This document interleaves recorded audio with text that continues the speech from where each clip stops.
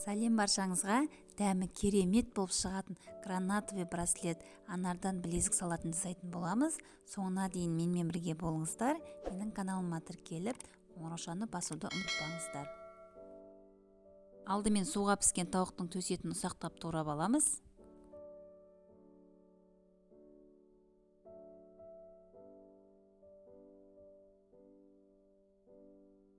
Суға пісіріп алған картофеліміз бен сәбізімізді үккіштен өткізіп аламыз.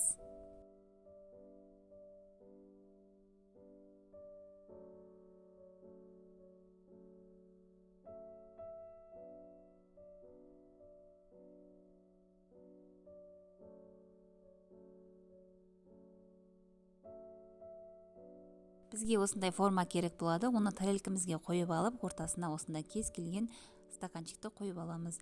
Оның ішіне туралған тауықтың төс етін салып шығамыз.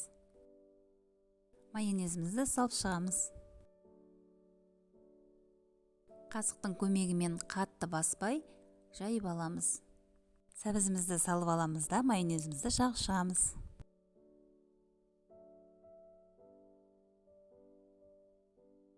Картофелімізді салып алып, майонезін жағып шығамыз.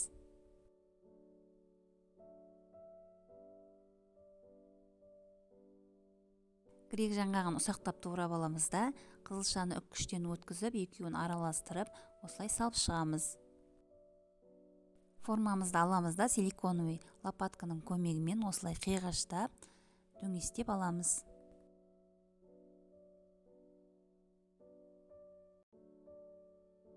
Соңында осылай анарымызды салып шығамыз.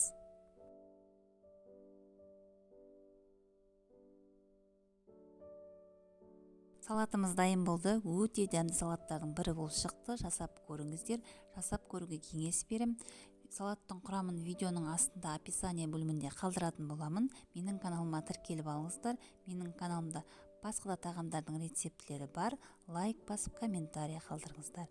Сіздермен бірге болған Салима.